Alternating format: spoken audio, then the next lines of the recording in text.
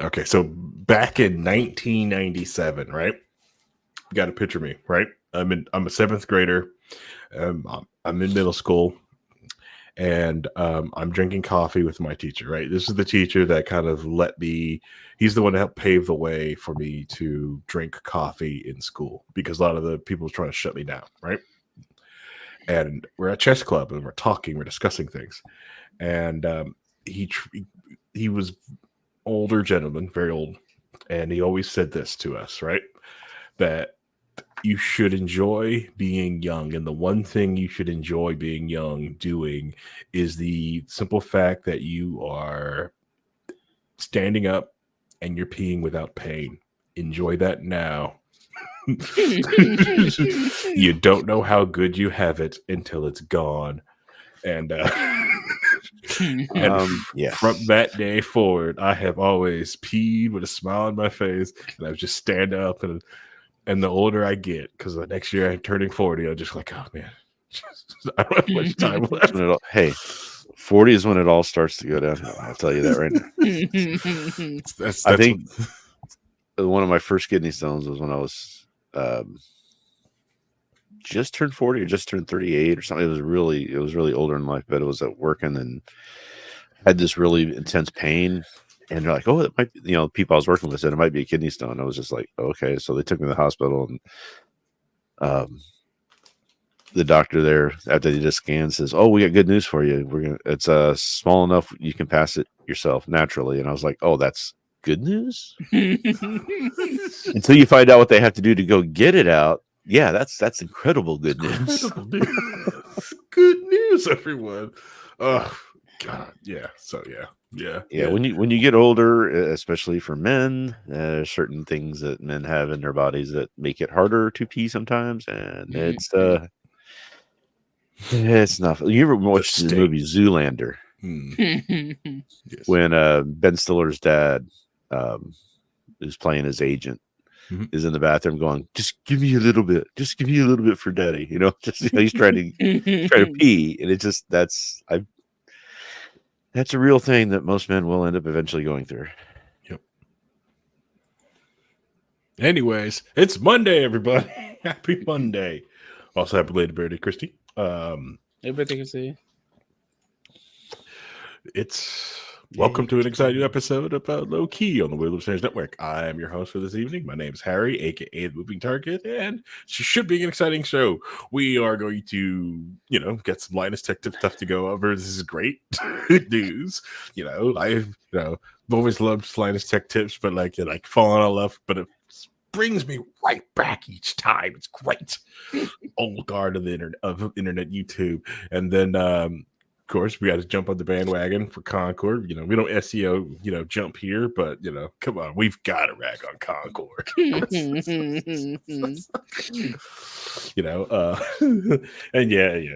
and like birthday stuff. Anyways, so as you guys know that I don't go solo here. I usually bring other people with me. So I got Reinhold here. Reinhold, you go say hi. Hey everybody, and just to let you know how out of touch I am, I don't know what Concord is, so I'm gonna get a lesson on, I'm sure, a really good story. It sounds like good, awesome. I would say you go in and try to download it, but anyways, no. And we also got Vincent. Vincent, when you go. Hey everyone, we're here. Concord's gonna be hilarious to talk about. A little bury the lead there, Reinhold. Live for 11 days. And only 11 days. Anyways, we'll get back to the You can say all you want about Dirty Bomb, but at least Dirty Bomb is still around. Anyways, 8 years later. So we did like to wish Christy a happy belated birthday, but also with birthday that is today, it is also Dear Leader's birthday. So the man, the legend who helps get the Weird Libertarians Network moving, the King Supreme of all libertarians, it's his birthday today. So we like. Is that today? Hold on a second. Let me. So well, you see, I got this letter in the mail saying that I have to read this on air for the podcast. It's important. You got That's supposed to paper. be that's Oh, supposed, Ryan has one too. Okay. that's supposed to make it natural. Yeah. It says that right here. Make naturally read this Yes. birthday thing. Okay. You want to go first, Reinhold? Sure. To wish dear leader, our great illustrious and esteemed one, a happy birthday. For all he's done for us on this podcast and the stuff that he's given us, to the opportunity he's given us to make what we have available to you guys. So we should thank him and appreciate the fact that today is the anniversary of his birth, and it should be a national holiday, and we should be pushing that. So we need to get a something going for that. I think start that movement. Let me go ahead and read this. Hello, wave at camera. We here at Insert Podcast Here would like to extend a happy Insert Holiday Here to Chris Spangle. It's been a full year since the last Insert Holiday Here, and we want to celebrate all the things you've done since then. Insert examples here. Look how much you've done. Sound excited. Congrats, Spangle. Note, please don't mention the following: fake live, not uploading content, and equity? I don't know what that means, but it says don't talk about that, though. So. You're not supposed to read that part of the... it wasn't? Of the letter. But yeah. See, I left that out of mine. You noticed? Right. Yeah. Thanks. Smart. True professional. Yes. So we'd like to here at Low Key, the basement of the Wheeler Turner Studios, like to wish dear leader a happy birthday. And then we have that's all. That's all. Congrats. That's it. That's all we have to do. Mm-hmm. We did our 2 Is that minutes. wait, we get another and good. All right, good. All right, Okay, now, cool. now, It's not like he's gonna watch it anyway. That's true. Fine. That's true. He'll probably upload this thing a month later. That's for his next birthday. Exactly, Christy. Exactly. Christian goes, too bad he'll never hear / see this glorious birthday wish. But it's there, and you know it's there, and that's all that matters. So he goes, you never wished me happy birthday. Whoa, we did. What was it? What was it Hody said that he really liked? I think we should be putting that in all of them, where he's like the rock that Mount Rushmore was carved into. Yeah. No, it's fine. He's not going to listen to any of them. When he goes to upload this, he goes, happy birthday to me. Well, yeah, obviously I have to listen to this episode. Oh, man, that's so good. All right, so we're all anxious to talk about the big news today, other than dear Luna's birthday. It has to be Concord. What is it? Is it Concord? Concord. Mm-hmm. Concord. Does it really matter? All right. So let's start from the beginning, because Rhino has no information about this. So Concord is a hero shooter done by Sony. It was in, early access / you could pre-order it, and they had pre-order beta servers, and people played it, and they were like, oh, this could be interesting. It could be very, this has potential. But after they played it, less people pre-ordered it, and then when the game finally released, it had less than 1,000 players playing the game on release day. It had less than half the amount of people that were in the pre-order servers.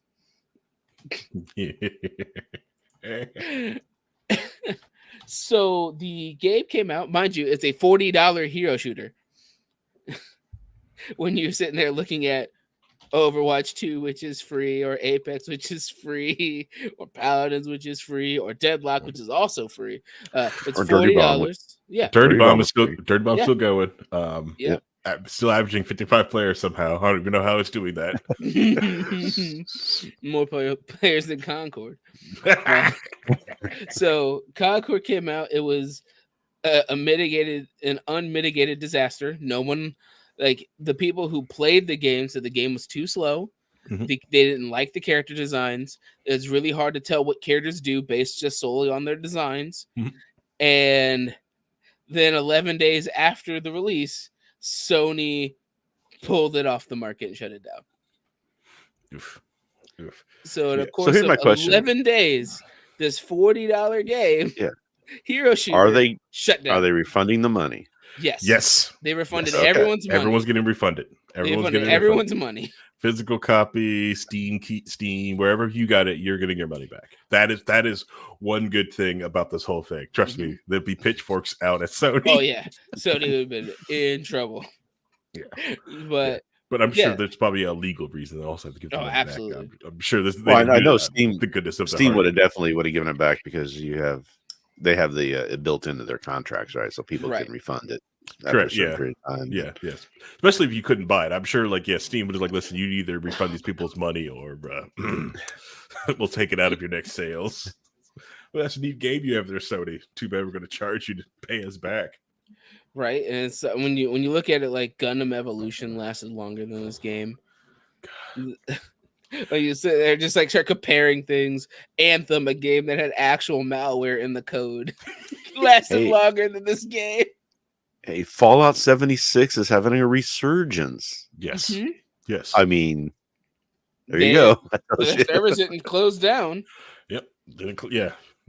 Well, a lot of those different games, it took a long time to actually cook. Like No Man's Sky, Fallout 76, and Yeah, right. No Man's Sky was a reason for all of that, and now that you know the whole story, it's like, okay, we see what happened here, but they made good on it, right? So that was, at least it was something that, even as bad as it was received when it first came out, it was still enjoyably playable for a period. There was still something there that people stuck with. The people were willing to just play it and have fun with it. Yeah. Just still waiting for Star Mostly Citizen laugh at all the glitches, but it was still fun. Everyone loved Bethesda, but no. Some of the criticism, because I even looking at the game, right? I wanted to give this game a fair shot, because from playing these different hero shooters, from playing because we play paladins, right?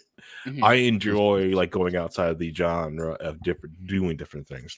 I enjoyed certain aspects of Dirty Bomb. I enjoyed the more tactical feel of Dirty Bomb. It was a lot more fun. But I felt I think I probably would have gotten a Dirty Bomb if there wasn't such nothing but aces left in that game. It's hard to enjoy it when you walk out to play and you're domed immediately, because I feel there's no learning curve. It's okay. It's karma, because that was me when S4 League was shutting down. People would come in, they get a sword right to the face. Anyway, I got into Dirty Bomb real early on. It was the first couple of weeks it was out. I saw some people that I liked streaming was playing it, and I was like, oh, this looks fun. Let me try. So I got into it, and I got into the community and into the pros who came from Return to Castle Wolfenstein to that community of people that played that, and there was actually a pro community there, and they were going to make Dirty Bomb a pro thing, and they were even reached out. I know what's her name, one of the announcers for the pro leagues. I can't remember her name. Starts with a P. Here, I'll read this chat real quick. The Bullfrog 89 said, I still play Cyberpunk, the latest and greatest. Haven't seen that. Great. Yeah. Some of the other games you just feel just don't have the heart and soul. Cyberpunk has a lot of soul into this game. I don't own it. I've played other people's games, and I don't want to buy it because I really feel like this thing is the time sink for me.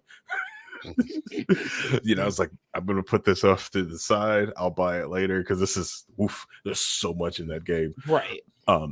But yeah, I understand the thing with Concord. It was you didn't understand what a lot of these different heroes do. So if you get into Overwatch, which is I want to say the current pinnacle of character design, so you actually can look at it quickly, know what a character does, switch to it, and have some fun, move for the characters. You didn't really get that with a lot of the Concord characters. Also, like some of the level design, some levels looked like I said, I didn't get to play the game because $40 was a barrier of entry that I refuse to buy games on launch. There's a I reason buy for that. I buy There's a them good reason. I buy them 90 days out. I'm sorry. I've never Payday 3 has I got kicked square in the nuts with Payday 3. Yeah. Oh, and that's the thing Overwatch has too, is that you can there's not a whole bunch of characters. That's one of the problems I have with Paladins, is that every 2 months there's a couple new characters, and if I'm out of the game for 6 months to a year, I come back and I'm like, I don't know what half of these guys do. I don't know how to defend against them. I don't know what their abilities are. So I'm just like, I'll do what I can, right? So there's a bit of a learning curve with that one to stay current with it. But I think it's still a fun game. It still has the base mechanics of it is enjoyable. And it sounds to me like Concord didn't have the base mechanics down in any way. No. So Overwatch has its kind of feel to it and how it plays. Dirty Bomb was a much faster, wall jumpy, go type thing, and you had to be aware of your respawn clocks. That was an important thing to understand. Whereas you don't have that with some of these others. Like Paladins doesn't have that, Overwatch doesn't have it. So it was unique to it. So it was kind of its own thing. What was the niche? And there was another game that came out a few years ago that was supposed to be the Overwatch killer, and I think it died. I mean, yeah, or something like that. I feel bad for Battleborn because Battleborn came out at the same time. Yeah. So Battleborn looked really good too. Right. Yeah. There was another team shooter like that where you could like teleport up in the air and stuff like that and do things, and everybody was really excited about it. I think it just immediately just crashed and burnt too. I mean, yeah, probably like Lawbreakers. There's a bunch of other ones, and it also doesn't help that on the heels of this, Marvel Rivals had its beta, and people really enjoyed Marvel Rivals and the concept of Marvel Rivals, right? So with Concord, you said there was a beta that everybody liked. No, they played it. They thought it was okay, but some people weren't invested in it. They played it and they were like, "This is kind of slow. Hopefully they fix it." And then they basically said they didn't change anything from the pre-order beta. So a lot of people dropped their pre-order because they weren't interested in it. Yeah, I see. Yeah, because people are very forgiving in like betas and stuff like that. Like, because like, oh, it's pretty good beta. Well, right now, you've played so much 7 Days to Die. Love 7 Days to Die. I've been to like. It's funny because with that game, I feel like I've played 8 different games, just called the same name. You know what I mean?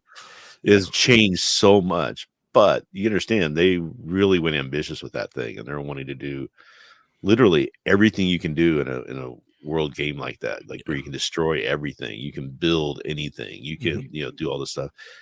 AIs for the zombies and making that enjoyable, and a good tower defense game as well, and it's trying to do a whole lot. Right. So it took a long time to build that game, but you always saw progression. It was like every new alpha came out, you could see it getting better, you could see it getting tighter, you could see it developing and becoming what it would eventually be right now.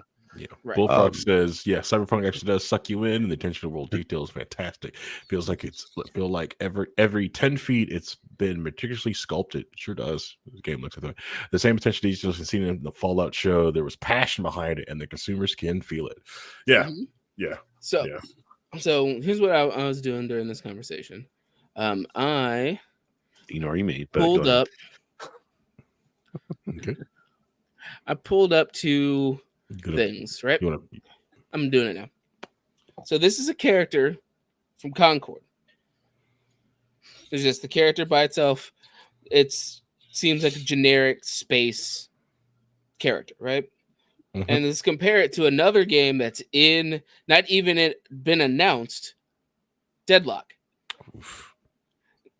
I like this character. You could feel that slick. You could feel this aesthetic, how it feels unique to its own setting, and just a base look at them, you have a completely different feeling compared to this character who kind of seems generic.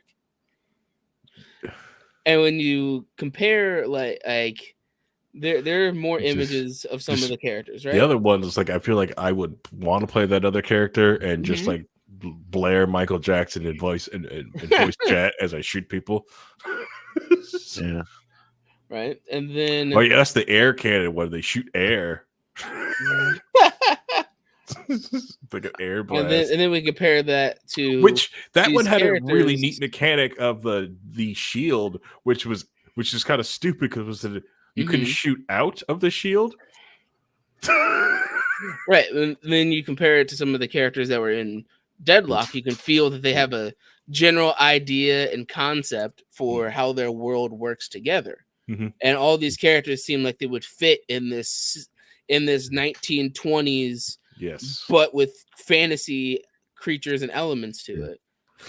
In comparison to the 5 separate characters we showed from Concord that look like they don't belong in the same world at all. And there's no- Vince, take a look at the share that I just gave you. Pop that open. Oh, not okay. You put it in the private chat. Yeah. Okay. Right, So those are the Dirty Bomb characters. Yeah. right, but you can feel that they're all kind of fit together. They have a concept, and you can kind of tell what they do just based solely on their aesthetics. Mhm. Like, I can click this guy. Oh, he has a crossbow. I wonder what his other abilities are. He's obviously going to use this. There's a grappling hook attached to this. You know, you can see that these characters, like they feel like they're a part of the same world, Mhm. and that just by looking at them, you can kind of get an idea of some of their abilities. Like she has a small revolver and a weird green hand. Well, obviously there's something magical about the hand, and she's obviously has like a shorter range, or this has to be magic of some sort. Compare, because why would she have a small gun when this guy has this fucking Tommy gun? And it just feels more cohesive, Mhm. right? Comparative to what we were looking at with these characters. Yeah, the world looks alive. It just looks like generic robot, generic sniper. Like this, okay, I'll give you that. These characters look like this is the framework. Like I pulled up the template, like and I said, "Hey, Vincent, use ChatGPT and build me some backgrounds." All right, Reinhold, use some other AI to make some models with. Right, And this is the start. We would start with this framework. Like, okay, all right, now, bring me other things in. Ooh, no, show Wild Assault off. Okay. Yeah. Well, I just got another link here with the with some Paladins champions, but the names have been autocorrected, so just beware. Can we show Paladins champions? Be careful. I don't know if you have enough screen room. Yeah, I think this is an older. This is before like a third of the characters were added. I think this picture is. So there's the new names for them also. Android. Who did these? Okay, all right. So someone's got you. But yeah, but all these characters are distinctly different, and just by giving a general look at them, you can kind of get an idea of how this character will play. Even just from the little images of it, but when you get a full character shot, this guy has a shield and a flamethrower. I wonder what he's going to do. Use a shield and a flamethrower. So yeah, it's one of those things of they don't feel cohesive. Yeah. And so much trash. Oh, they feel sterile, and right? Like they feel so generic. Yeah. Like they don't feel like there's no personality. It feels like to them. Right. Right. And this is just some of the base designs. There's some of them that are I've seen that people have memed about for character designs. Yeah. But yeah, it's now do Wild Assault.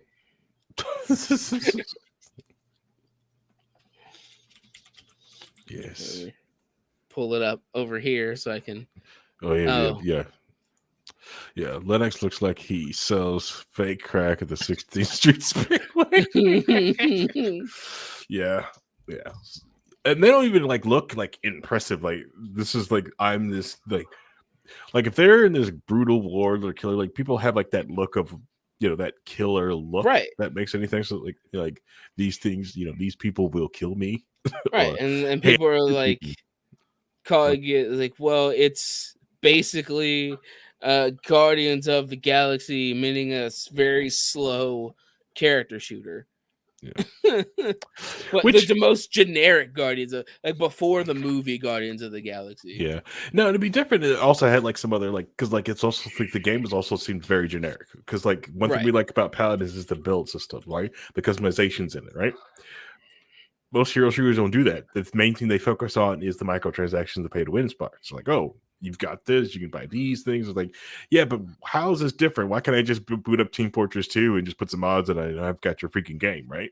Right. Because like these are all the characters, right? Like none of these feel like some of them I go, oh, she has a machine gun, so she's obviously machine gun character, I guess. Yeah. Okay. So I brought up Wild Assault, right? This is the next game we're playing right here.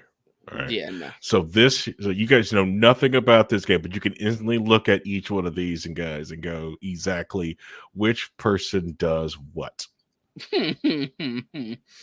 They've got some edge to it. They look like they belong in this world with it, and they're going for a particular audience, which will see them into past the crack, at least crack 1,000. They'll definitely crack 1,000.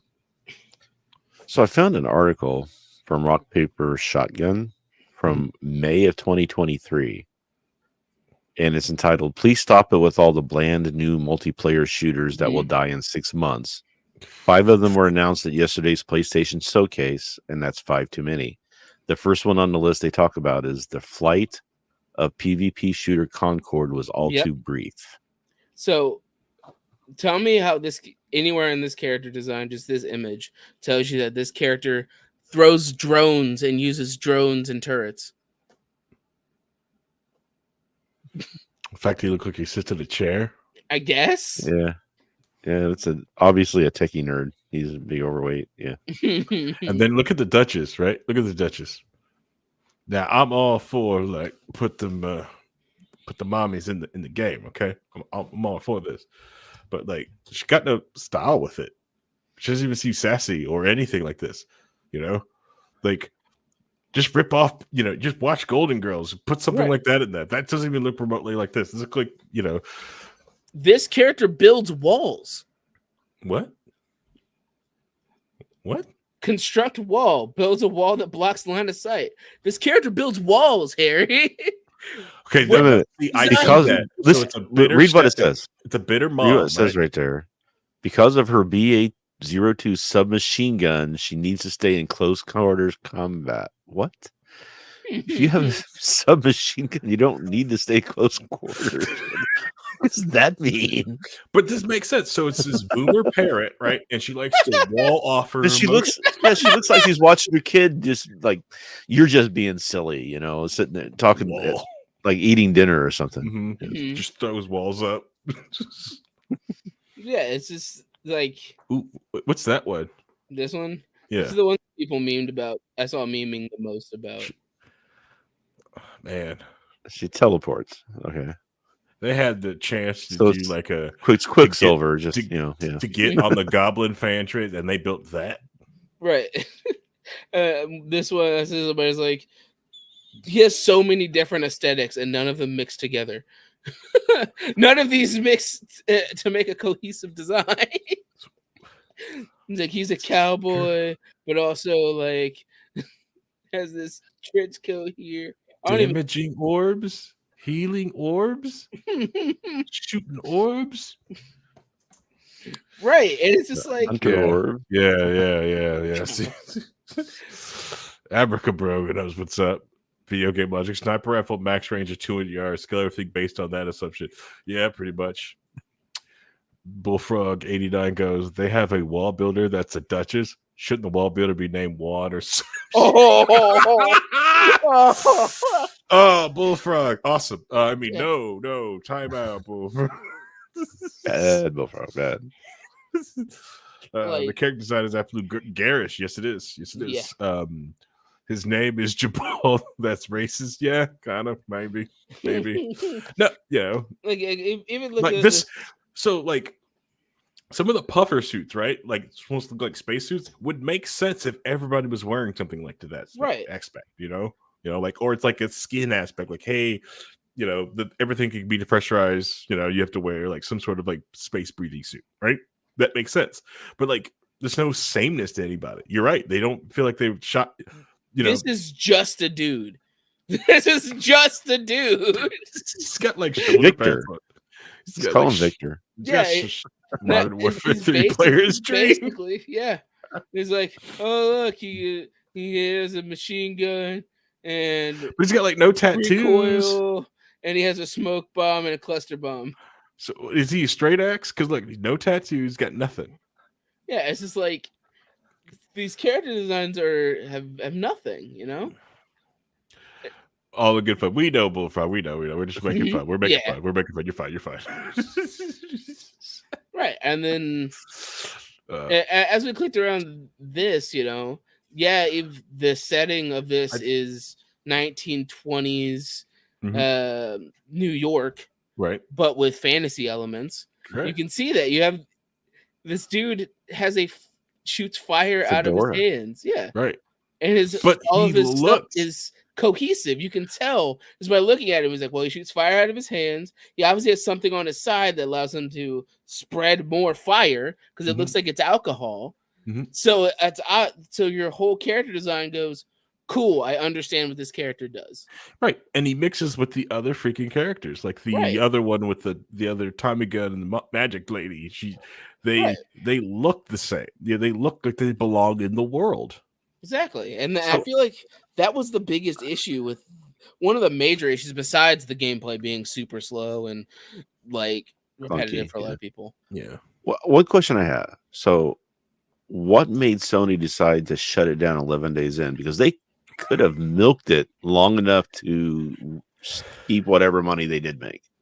Well, there's you see, nothing official yet. There's just let's put it this way. 1 week after launch, the game ranked 40th on the PlayStation Store's terms of sales, with the player count on Steam measuring at 162. So they had 162 active players on Steam a week after launch. It would cost them more money to keep their servers going than to actually just shut the game down. Because that's how many people were playing it. I mean, I'm sure they're making a calculation of money sunk in. As he spent years working on this game, right? So there's a lot of money they sunk into it. That's sunken cost fallacy type thing. Apparently, I'm surprised to see them eschew that and go ahead and shut down and say, okay, we screwed up. But according to this, they should have had enough information well before launch that there was problems, right? You would think. The helping the copium train. According to this, they've been working. The company founded in 2018, and they've been working on this game for 8 years. Yeah.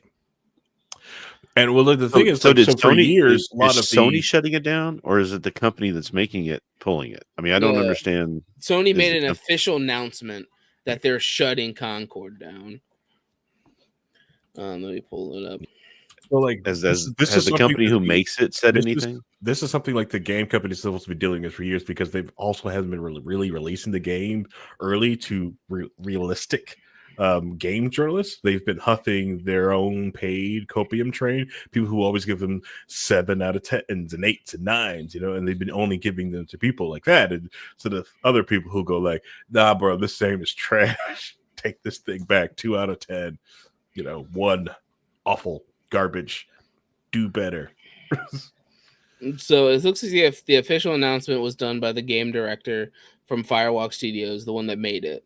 But it's on the official PlayStation blog for Sony for this game, saying that while we determine the best path ahead, Concord sales will cease immediately and will begin to offer full refunds for all players who purchase the game. The reasoning behind it is, however, while many qualities of the experience resonates with players, we also recognize that other aspects of the game in our initial launch didn't land the way it intended. Therefore, at this time, we decided to take the game offline as of September 6th. Exactly. Oh, Skull just goes, geez, guys, we should have rolled up. Sorry, we'll take it back. Mm-hmm. Yeah. Which, like, what the biggest river is, like, because they do have technically a functional game. They got frameworks, right? They can take it back, just hit it free to play, take some stuff out, throw it back out there. B, bring it back, redo all the character designs, release it as a different game under an indie studio, and just go. Yeah, I mean, free to play is the only way these games see a lot of it until they get a big groundswell. I mean, let me go ahead and pull up this. So on the Steam charts right now for Deadlock, which is a game that isn't even officially announced and is only in alpha. Yeah, barely exists. We only know about it just because someone talked about it. Right, We're supposed to talk about it. It's only an alpha, and it's an invite only situation, Mhm. and people and the servers are only open for some time at random moments every day, and they've already had like 100K concurrent players at some point. Go ahead. It's really hard to get in, and if you hear from the people who get in, they love it. They love every moment of it while they're in there. I've enjoyed playing it. For me, I feel like it would probably play better on controller because it's a highly mobile game. Because the game is set, you have double jumps and air dashes and all these other elements to it that I feel like that screams keyboard to me. That's what Dirty Bomb was wall jumps and double jumps and things like that. And yeah, screams for keyboard. People who it was played, huge keyboard. Who's used to it for doing on keyboard, yes, but I can definitely see that being for some people keyboard. For me, since I'm in my brain, I'm trying to. I've only played it a couple times, so I'm not a controller person at all. I prefer keyboard and mouse, but I do know that when I was, we would have early on when I was working at a company I'm working at now, we would come in the couple nights a week after hours. We would have like Halo nights, and somebody brought their kid in. And he owned us all. He was a 11, 12-year-old kid, and he had his controller and just would shoot. I'm like, how do you do that? I don't know how you do that with the controller because I'm like, I can't aim like that. I can aim with the mouse and keyboard way better. So I guess maybe it's just what you're used to, but I would for something as mobile as that because it's also like slightly third person because it's like when I played GTA 5. And I play mouse and keyboard when I'm doing shooting stuff, but when I have to switch to driving, I grab the controller because it's so much easier to drive with the controller in that game. But shooting with that controller is no, I can't. I can't do it. It's just it's not a skill I ever learned. I feel like there are definitely people who've like spent a bunch of times that came out and really understood the character mechanics and being able to you have a dash and an air dash and a double jump and a wall jump on top of having 4 abilities like in a MOBA game and items and like this fucking massive item store. It's asinine, the item store in that game. That's just ridiculous. Because you can hold up to 12 items of different like categories, and then once you like break certain parts of the map, you unlock an extra item slot for anything. And so you have just so many items and options, and some items upgrade to other items. It's just like a lot. Yeah. Which, like, it is the thing that, like, the item shop and the build aspect of, like, is like one of the things like I love from Paladins, right? Because like I love that aspect of MOBA. It's like, okay, this is the build, this is the goofy build I'm doing, right? You know, and it's one thing that the hero shoot genre always needs, you know, because everything else is just kind of generic or stupid, you know, or just a shield meta, you know. It's it's very creative. Man, each character having their own unique abilities, and also they have really solid game design and concepts. Playing since I've played some of the games of Deadlock, you feel the aesthetic that they have 4 lanes because it's 6-on-6, and there's massive middle areas that you can parkour up and around and get from lane to lane, and it feels like once people get into it and are able to put a lot of time into it, it's going to be impressive to see how people play the game, because each character, there's a bunch of characters with unique abilities. So like the ice character, he can basically make Iceman paths. So he could basically create his own path, and it lasts for like 15 seconds. So your allies can run behind him up his path. So you've basically just created another path with this other character. I like that. I like that a lot. Yeah. Because sometimes, you got such a movement ability, but you could get somewhere and like you have anyone with you. You're just alone. There's no point. And there's a lot of like all the characters in the game as of right now. I feel like they have a lot going on with them. They all have unique concepts to them. You have a lot of fun mechanics that can be played with. Like one of the characters, Ivy, she's definitely like a support character. But her ultimate ability, since she's a gargoyle, she can just pick up an ally and just fly. And you just take your ally to wherever you want them to be. And then you can literally pick up your ally, drop it on the fight, and then fly back. Because you don't have to dismount after you drop your ally off. So I can take my super fed tank and drop it in the middle of a team fight and then move back to the damage dealer, drop down and start healing them. Nice. So yeah, there's a lot, and I enjoy it. So do you enjoy mostly the lore aspect or the theory crafting of all the stuff? Personally, because there's so much to it. My brain is more focused on getting the mechanics down, because I feel like that's the most important part because of how much is in it. Being able to double jump off a wall, air dash to a position that somebody doesn't know about, and you just fucking rain hell down, right? Because they're not expecting it. Or like that Ignis guy, the fire fedora guy. His whole thing is he sets people on fire. So one of his abilities, like you shooting people, after you hit them enough times, they catch fire. And your other ability is you throw booze on them so they burn more. And you set a whole area on fire by throwing booze at the fire. I kind of like that. That's kind of fun. Right? So, or you could throw it in there, and his other is a movement ability that lets him like dash forward while setting things on fire around him. So you throw it in, dash into the middle of all of them, set them all on fire, and then you just start unloading on them. Yes, there is. Yeah, but is there a character that has more soul?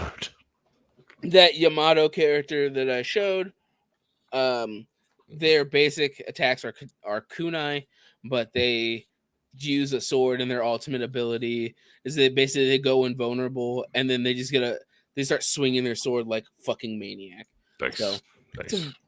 It's very fun, and you can definitely see the difference in concept and understanding and what they're trying to accomplish with it in comparison. Yeah, something with it, heart and soul, or probably like the Valve engineers go like, I got a cool idea for Dota 3. Look at this. Yeah, basically. Like, no, Dota 2's fine. We don't do threes. We don't do threes. Here, make a new game. Where's Team Fortress 3 at? Yeah. We don't do threes here. Here, make a new game. Which is gonna make a new game. I will say one of the really cool things they do in the matchmaking of it, at least as of right now, you have to pick 3 of the characters because of how limited the roster is right now. You can pick 3 of the characters, and you can set what priority they are for you to like max priority, mid priority, low priority. So that way, when you go into a lobby, it'll pick one of their 3 characters for you to play for the game.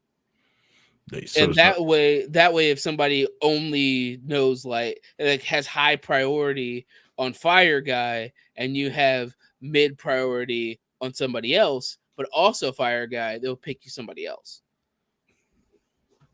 It sounds like this new game you're talking about really sounds a lot like Dirty Bomb, to be honest. Probably. It was you pick 3 characters to go into a game with, and you could switch back and forth after respawns. Well, no, you can't do that. You lock. I don't know, but this but this, yeah, it was more open. But you still you have all these characters. But when you go into a game, you would bring 3 cards that you could play. Yeah. And you could only play one of those 3 characters once you're in there. But you could switch back and forth as needed. Like you'd say, okay, we're having a trouble with this. I need to switch over to do this. And Just so you'd remind me, have. Reinhold, I could once you're in the alpha, you can just invite people on your Steam list to play the alpha. Nice. So technically, Harry should look at his email at some point and he'll have it. But it takes a couple days for it to come over. But he'll have it. But yeah, that was one of the big things with Dirty Bomb was the double jump, the wall jumps and stuff like that. People, it was actually part of the. They created like this test area where you could go and test all your skills. And one of the things that was important is they would teach people how to do double jumps and things. And it was always fun to see where you could get in the maps based off of some of those skills and abilities. And you'd be surprised what people would do. There's this one map where there's kind of a long, narrow hallway that you could go through as opposed to the big mid fight. There's a side hallway you go down, and people were jumping up and hitting doubled up on the top of the wall and just bouncing back and forth down that hallway where you couldn't really see them. It was just fun stuff like that in the game that a lot of people really enjoyed about that you really didn't get in a lot of other shooters and stuff. Yep. Yeah, and they made the items really important in Deadlock because certain items do certain things. So like with the fire guy, when you shoot people, if you hit them like 3 times to catch fire, one of the cards you can get is make your bullets ricochet. Meaning that if you shoot one person, it ricochets to everything around them, and then they all start catching fire. That's pretty cool. I like that. And elements like that. It's as long as it's not a coin and sitting in a corner. No. So the last quarter of the episode, let's talk about the Linus Tech tips drama. So there's always some drama. Oh, this is good. All right. So as you guys know, Louis Rossman made an amazing app, which will not be named. We will not reference because last time we talked about it. We talked about this app, and we got hit with record. Shocked me, shocked your leaders. We're like, "What did you guys do?" And it's like, all we did was talk about an app. That's it's like you guys. It's like the one podcast on the network that's like doesn't talk politics, and you think would be safe. We're the ones that got hit. You got the strike, right? Yeah.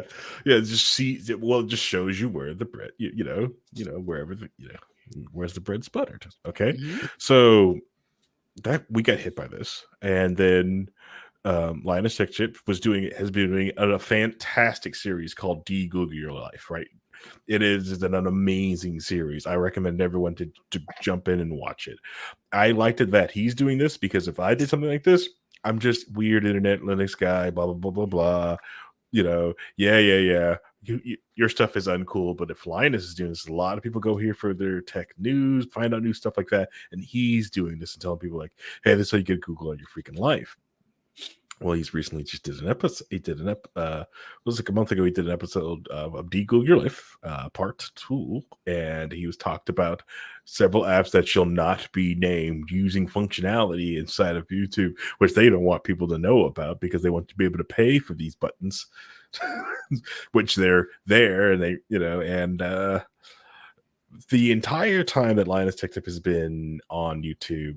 This is the first time a show that has been forcibly removed on YouTube. They've removed some on their own because either they felt like the information was incorrect, they didn't like the way it looked, they didn't like the ad or something on it. They pulled it for their own reasons. This is the first time there was involuntary moved by YouTube, and they got a channel strike on it. This is the first time it's ever happened. That's the long historic career of Linus on YouTube. This app threatened them. I think. Linus did a great job getting out, letting people like talk about it. Then he also got in front of it and started talking and talked about it, like confronted it head on, didn't shy away from this thing, and was sit there and told people like, hey, this is what happened. This is what I was talking about, and I also discussed like some of the reasons why he believed it got pulled, and also like the beauty of the like alternative sites of like where different things are, different things that, which is also the beauty of the app that will not be named, because it allows you to whatever a platform that you're posting on, allows you to follow the creators, not a site. Because we all know today, like if this site takes us out, most of you guys probably will like find us if you're watching this live on like YouTube or Twitch or something like that. But if you've got the podcast, right, you download the podcast link, you'll get that because that's the RSS feed, right? You have to actually start the pure RSS feed to get that down. But if it's uploaded, if Dearly uploads it. If everyone uploaded this week, because his birthday, so we'll get that, so this is probably like 3 months late. But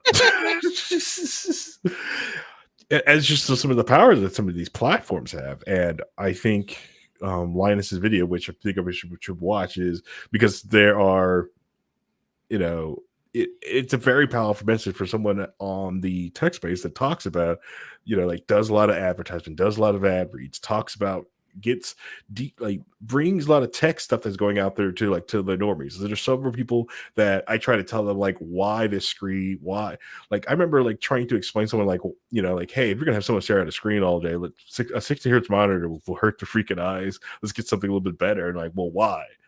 All right. And I'm trying to explain it to them over their head. I get a Linus Tech tip video. Oh, I like this guy. Press it makes sense. Makes sense. Let's buy these.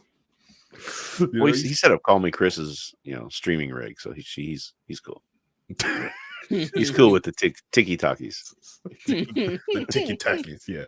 Well, that's the other thing. Like with like the cool thing was like Linus is like he's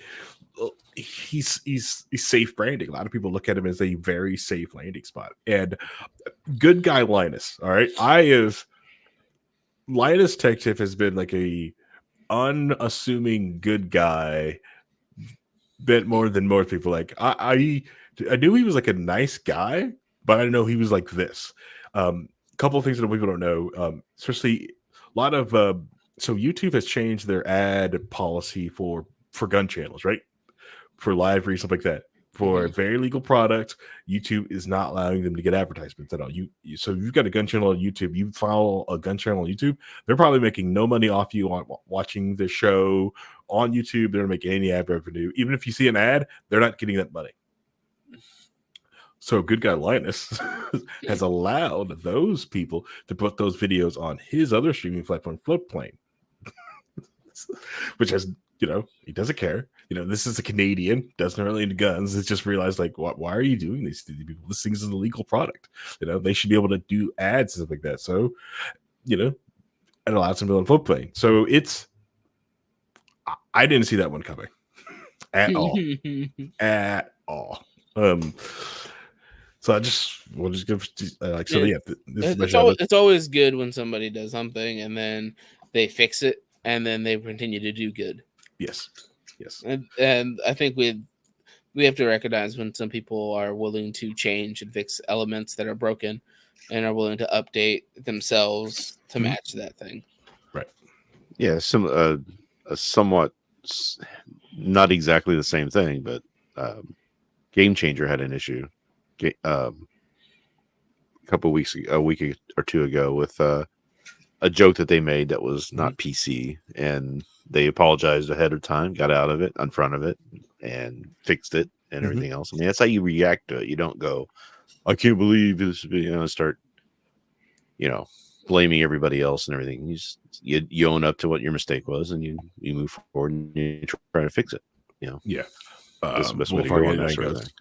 I'm pretty sure how LTT Linus Tech Tips handles problems. Yeah, out front about it. Hey, we got hacked. He goes, I hacked again. But which to me is like really comfortable because it shows. Like I showed those videos even to my company that I work for to show like, hey, look, this guy's all about tech. He gets hacked. He gets phished. But the thing is, you talk about it. You bring up things like this to help people out. You don't sit in the corner like, oh no, this happened to me. Like, talk about it. Like we had almost a massive breach because some people in our company just was quiet about it over the weekend instead of just sounding the freaking alarm like, right. Hey, I think my machine got breached. Yeah. In my company I work for, the training is always immediately tell somebody. Tell the tech guy, tell the help desk, because we need to know to stop this. If something's going on, they're not like, we're going to come down on you. It's going to be your fault. We're going to make, we're going to fire you for it or anything like that. It's just like, just let us know and we can take care of it. Yep. Well, that's exactly what I was talking about by them doing better.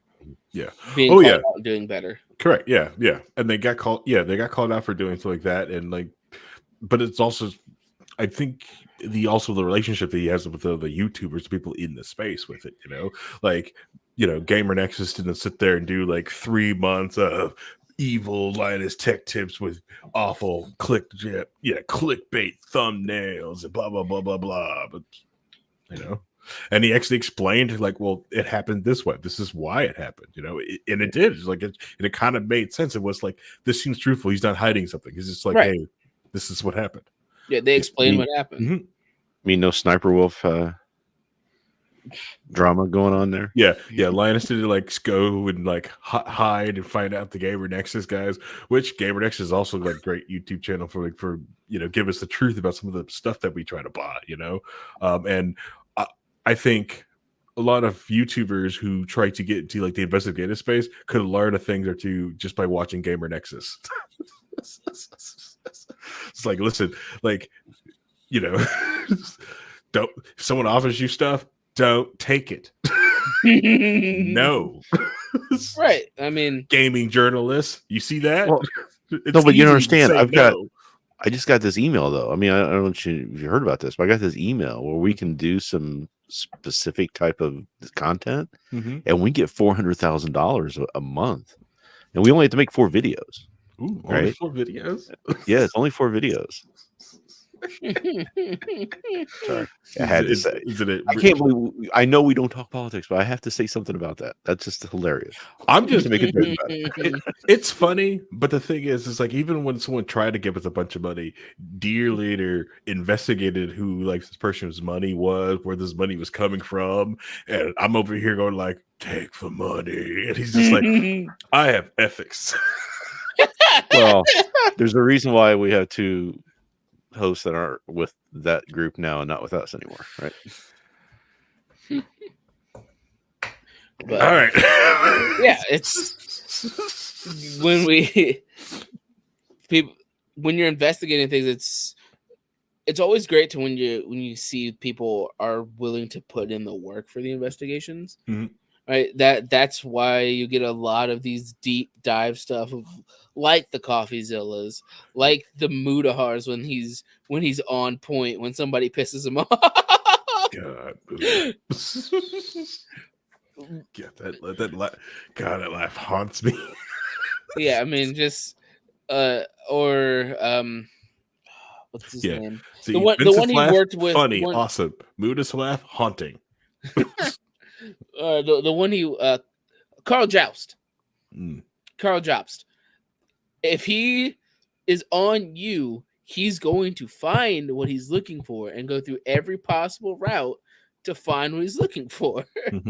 There's a reason that scam got called out because they found all the evidence, or a large portion of the evidence anyway. So it's always great when you're able, especially when it comes to investigation and that kind of thing. It's always great that when people are willing to put in the actual work and check resources. And as Muda puts it, I trust nothing unless I can refresh the page myself and it's still there. You're not supposed to just sit and watch other people's videos while you eat dinner and make a bunch of money off of that. That's not how you're supposed to do it. I thought that was the meta. That's if you're just reacting. That's different. That's reaction meta, sir. Yeah, because you're reacting while you've got food going in your mouth, right? Mr. Hassan. Yeah. Well, it also just shows you which like puts a big hole in a lot of different conspiracy theories, because like these are like small, low risk things. The whole world's not on like the line. It's like, listen, people are blabbing, evidence is leaking out. So it also does put a whole lot of like deep conspiracy theories. Like, listen, you don't understand. They're doing this. Like, yeah, someone would have talked. So information would have got out. People are dumb. Right. Well, it's like, H Bomber guy was recently we talked about that. He spent a lot of time working on that. Yeah. Paul's right. Yeah. They found Hoffa. Right. Jobs, Muda, and the scam baiters all teamed up. We could find Hoffa. Yeah, lawsuit permitting. Yeah. Reaction videos are the lowest form of internet existence. All right, so next season we plan on doing nothing but react videos. Are we doing a reaction video next week of God, it'd be so easy. So easy. I watch, man. I don't know. No, I confess to watching a lot of reaction videos, but that's just because it's not like reacting to it's reacting to an actual like movie or TV show or something where I want to see somebody's reaction to a specific thing, right? You pay for your Dropout subscription though? Yes, I do have Dropout. All right. But there's Dropout is like the best content right now is Dropout, and just love Brandon Lee and that joke that I shared the other day about it being. Have you watched Bigger yet? His whole life was thing. Have you watched Bigger? No, I haven't seen Bigger yet. Okay. But when you're reacting to see, this is the thing. I like, when somebody does a reaction video of a TV show or a movie and you're watching a series of TV or something like that, and you know what's coming and you want to see other people's reaction because that's a community thing where because I am like a minor bird or whatever, where you want to show people things and you want to see their reaction for it. That's great. But when it's, let's just pull up this video and see what they have to say and I want to react to what they have, it's like, and you're eating while you're doing it. That's the most irritating part, because I hate watching people eat, and that's just my thing. I'm just eating while I'm watching this and doing that. It's frustrating, and that's why I haven't done it, because I'm like, I could do that. I could sit there, turn on my camera, and just start watching videos. Sure, I could do that. Anybody can do that. That's kind of the point, right? But I feel you like, got to add something to it. You can't just get on there and just watch it and go, "Oh, that was interesting." Or whatever. In my head, I separate it from reaction videos to discussion videos.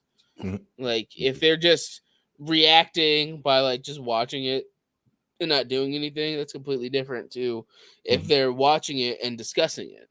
Yeah. Right. No, what we do sometimes was, Harry will find an interesting clip of a video and present it for us to react to because there's something specific about that he wants to talk about. That's different, I think, than what you see with some of these people, like right. And I'm going to name call Hassan because I keep seeing him pop up in my feed, and I go watch a little bit and see what he's talking about, and it's so bad. It's just him literally just sitting there eating while he's watching videos. I'm like, how is this a thing? You don't like Jenks multi-billionaire socialist? It's Reinhold, you're too Anglo-brained to understand him. That's just how it is. Yeah. According to him, you're too Anglo-brained, and you don't understand that Somali pirates are just like One Piece. I don't get. I mean, I don't get it. Yeah, when they diabolarize the rich, I hope they start with him. So to me, if you're entertaining and you're adding something to the conversation, right, or you're pointing out like I watched a video of somebody the other day, it was like 2 or 3 days ago, talking about how libertarianism is bad. Like why all libertarians aren't really libertarians, I think it was the title of it. And he starts off with a very, very terrible assumption and premise that he builds on through the whole thing, which makes it all invalid. So I get on him in the chat and tell him how stupid he is. But it's like I could take that and tear it down and do a video on that, and that's technically, I guess, a reaction video, but it's also not. It's not like a reaction video. It's more of a, here's the points that were made, here's my counter to those points, etc. I'm adding something to the conversation. We call that an EFAP video. EFAP video. We call that an EFAP video. I know. We could probably do something like that for like the debates and call it every claim a pause. Okay. They make a claim, we hit pause, we describe it, and then we keep going. Now it's what I see when I watch current election history. No, when I watch the History Channel and you watch the Ancient Alien stuff, and my wife loves watching that stuff because it's brain candy for her. She just is always watching it. She doesn't believe all of it. She just likes watching it. But I kind of, end up watching some of them myself, and it's just funny. And they'll go, but what if this is the thing? And what if this is this? well, in that case, and then you go to the whole video, assuming that all that stuff is true and build off of it. It's just like, you can't Then do that. cite I mean, that's- themselves from 2 episodes ago. What? Yeah. So like I like to watch the brain rot of the Secrets of Skywalker Ranch, right? Freaking love this brain rotty awful show. And the most unbelievable thing on the show, the most unbelievable thing on the show is the guy, the head of security, and his name is Dragon. My name is Dragon. That is the most unbelievable nickname I've ever heard for somebody. Motherfucker, you made that shit up. That is in his contract for me called Dragon. No one would have called this man Dragon. He doesn't even like act like a dragon. He's just like, He doesn't have a dragon tattoo. Yeah, he should use his given. He should use his given name. Mhm. You know, like I do. Yeah, Reinhold. right. And just build and live off of it that way. Well, the thing is, of all the unbelievable crap on the show, that one throws me off. It just throws. I can't get into it. Like the moment that someone calls him Dragon, I'm like, this show's BS. What I can believe is magnetic. What you can do. Yeah, everything. I watch. Someone calls him Dragon. I watch videos and I'll see a suggest, because I do like I said, watch reaction videos. So I'll see somebody reacting to a piece of music that I like, or a video, and then so I get recommendations for other reactors doing the same thing, the same piece of content, and I can almost immediately, within 3 minutes in or 2 minutes in, just from their intro or how they start talking, it's just like, nope, this guy's not for me. This person is not for me. And just shut, because I can tell I'm not going to like this guy. This personality is just, when they start out with like the fake excitement about this is the greatest thing in the world, we're going to go to it now, and they're making, I don't know, like it's a hip hop star, and it's like, shut up, just do rely upon your content, not upon trying to create fake excitement, because it's so blatantly see-through and just puts me off. Spangle would always say it's like a donut shop relying on sugar, not the power of the fryer. Yeah. That's fair. But just if you go into a donut shop to order a donut, make sure you know what a donut is. Mr. VP candidate Vance. Oh my God! What? I don't know. I'm not. You didn't see that? No. Oh, he did it. He did it. No, he did an interview where he goes in to order a donut from a donut shop. It was the most horrible, like, NPC. Right. I don't know what is you do back there. It's hilarious. Send that to me. I'll look it up when we go off. So here. Bad. You know. And unless we get super chatted $5,000, we're looking at Alpha here.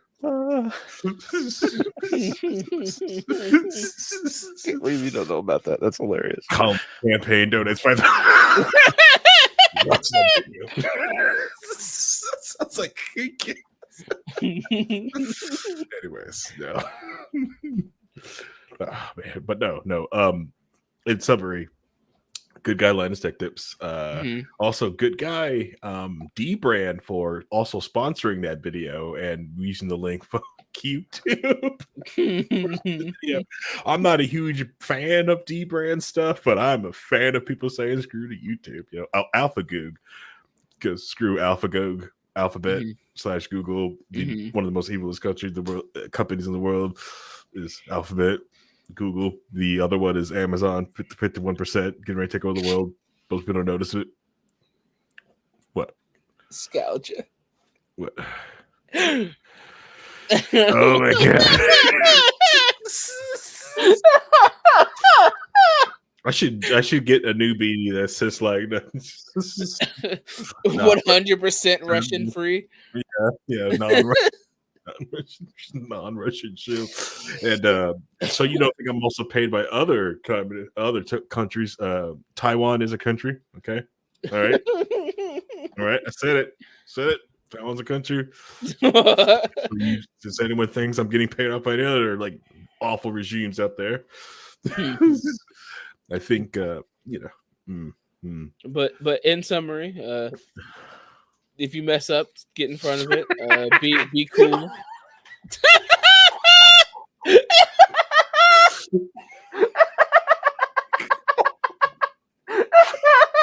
The strike number 2 could be if I get a strike for saying that.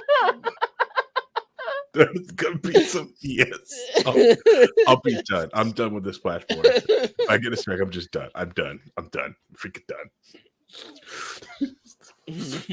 I'm going back to the other site, which of course the other site gave me I got banned there for not banned.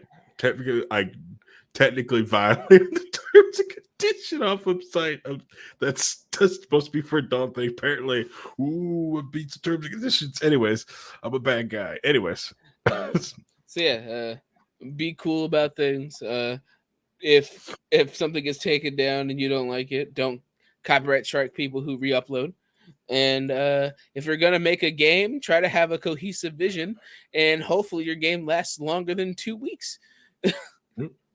Yep. So yeah. Thanks, Linus. All right. Before we get out of here, let's do the exit. So if you've gotten this far in the episode, you're a true key holder, and we thank you because you've been listening to anything else in the world, but you decided to listen to this, and we thank you. This is a live podcast recorded at 9 p.m. Eastern Daylight Time. On Monday, you can watch us on twitch.tv/wearelibertarians. That's the letter R, and on youtube.com/wearelibertarians. Yeah, come hang out with us. We enjoy the 300 plus of you who download this podcast every week. We love it. We want you to come hang out with us live. But hey, if you want to enjoy some podcast form, that's awesome too. We appreciate each and every one of you guys who listen to this podcast. And when you guys message us and say that you listen to us, it brings a huge smile on my face, especially when I see you guys make comments on things like that. Thank you very much. All right. Also, rest in peace, James Earl Jones. We didn't bring it up. We were really talking about other stuff. Yes. So rest in peace, James Earl Jones. Rest in peace. The voice that everyone knows from Star Wars to Lion King. Though the ones that the big ones that a lot of people know. Yeah. But there's a bunch of other ones that he was amazing in. But. Right. Yeah. But someone's got an Oscar and a Tony. Okay. Mm-hmm. I also recommend watching James Earl Jones on Fences. Oh god. Everyone just knows Fences from Denzel Washington, but anyways. Right. Bye stream. Bye guys.